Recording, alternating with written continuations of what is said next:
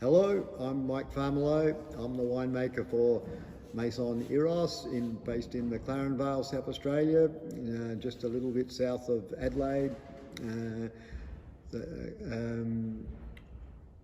have had over 45 years experience in making wine, previously having worked for the Southcore group as chief red winemaker, looking after products such as Penfolds Grange and Penfolds St Henri, Penfolds Bin 389, as well as the Wynns Coonawarra range, the Seppelts range, a lot of different products there. Now I'm working for Maison Eros in McLaren Vale, who have a vineyard in close to the town of Wollonga on quite loamy soils. It's quite an established vineyard. The vines at different stages are between 30 and 50 years old, and we're starting to make a few products from there now, which has all been pretty good and pretty interesting. So our first releases have just been bottled, and we're about to release them. Perhaps a little bit more information on the McLaren Vale district, and also particularly the Maison Eros vineyard. McLaren Vale is known for its very Mediterranean climate, so cold winters and quite warm summers, moderated by the fact that we're very close to the sea. So McLaren Vale's quite a famous district in Australia, a little bit different to the Barossa, because the Barossa is more inland. We're just on the coast, between the coast and the hills. And in fact, the Maison Eros vineyard is closer to the Wollonga Hills, so it gives it a little bit more rain there, a little bit cooler climate.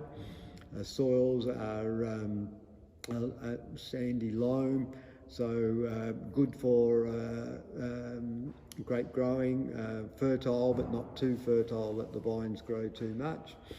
And we tried to work to the principles of sustainable viticulture, where we're not trying to add any manufactured chemicals, do it the more natural way, and look after the vineyard and the soil.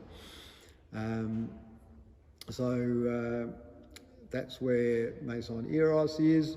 Today we're going to look at a grape juice we've made from the 2022 vintage, a Chardonnay from the 2022 vintage, and a Shiraz from the 2020 vintage, which was our first vintage that we actually made wine from this vineyard. Okay. I'll just open this.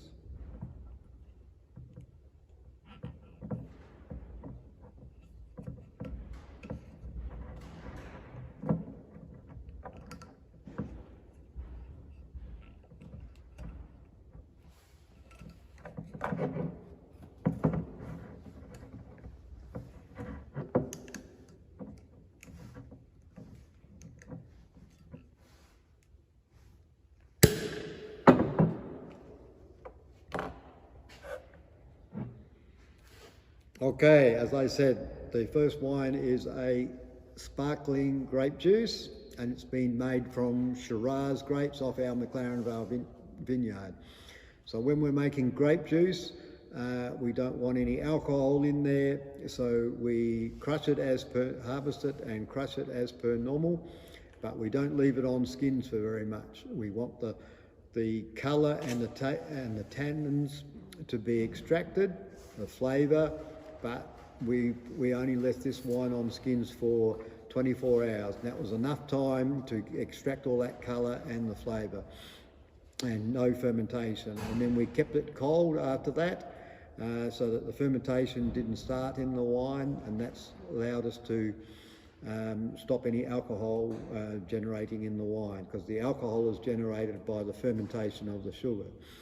So we're quite happy that this has produced a good product. We bottled it quite quickly after vintage, to capture all those fresh fruit flavours, to make it a good sparkling red wine, red wine juice.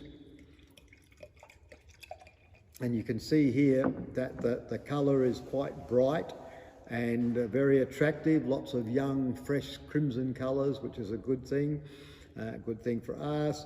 And this is actually McLaren Vale Shiraz. I mean, a lot of other grape juices, sparkling grape juices you might find on the market are not necessarily Shiraz, nor are they from McLaren Vale. So this makes this one a little bit more premium than lots of others, and hopefully you'll appreciate it because the colour is nice and rich, which is typical of the McLaren Vale district, and it's got lovely lifted sort of grapefruity characters, a little bit of spice because it's Shiraz,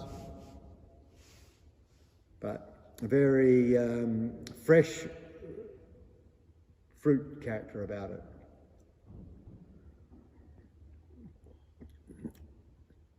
And on the palate, it's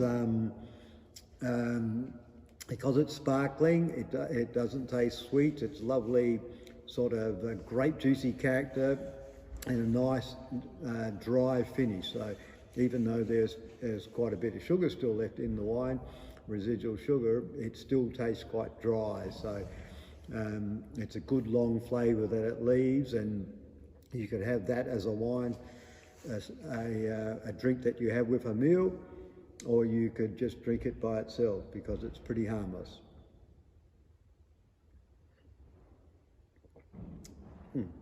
Looks good. Okay, next one.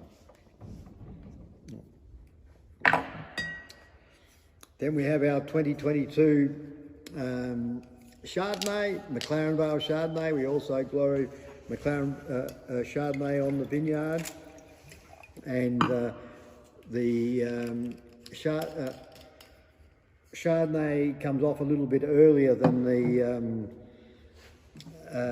Shiraz. That's the first grape we pick, and because it's a white grape, they ripen a little bit earlier in McLaren Vale, but McLaren Vale is quite a good area for Chardonnay, and we let it get a little bit riper so it gets those nice melon fruit characters of Chardonnay, richer, riper characters.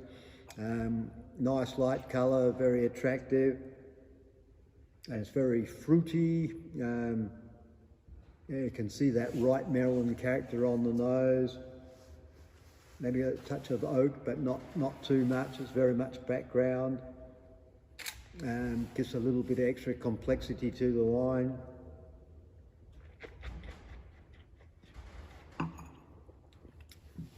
And then a nice long flavour, rich and complex on the palate, and then it stays in your mouth for a while. So it's very good, and very good food wine, you know, but you need a full flavoured food with this one, because this is a rich wine. It's Chardonnay is a very rich character about it, and this is certainly a good style. Okay, then we have a 2022 Shiraz. I'm sorry there, I just drank on TV, so you'll have to cut that out.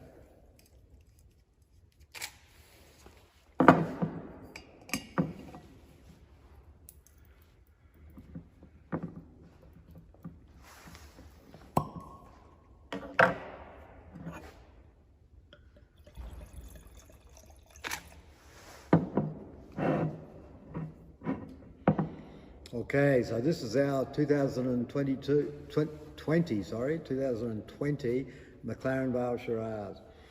Just bottled, so it's only had a little bit of time to settle down, but again, like the grape juice, a very deep, rich red colour, black red colour.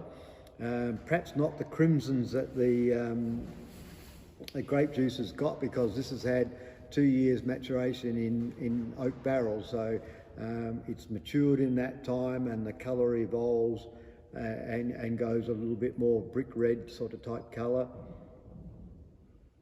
but nice and rich and spicy on the nose, quite complex. I mean, there's a little bit of oak there, but there's also the spiciness of the Shiraz in the character, and that nice ripe sort of character. So no, it's looking good.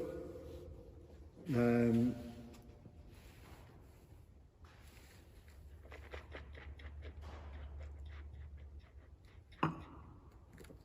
then lovely rich flavour. It does linger, quite nice flavour, and sweetness on the palate, which is what you want. And then those tannins give you a nice long finish to it. So it looks very good. A very typical, rich, flavoursome McLaren Vale Shiraz. Again, for this you would need very full flavoured food, particularly meat of some sort. Red meat would be good to go with this wine. It needs something big and bold in flavour to match the big and bold flavours in this wine. But this is a wine that you could keep for quite a few years, at least 10 years if you wanted to. It's certainly got the intensity and the flavour and the structure to take quite a bit of bottle age. So, and you'll enjoy it when it's a little bit more complex and softer. So yeah, hope you enjoy this wine. Cheers. Any good?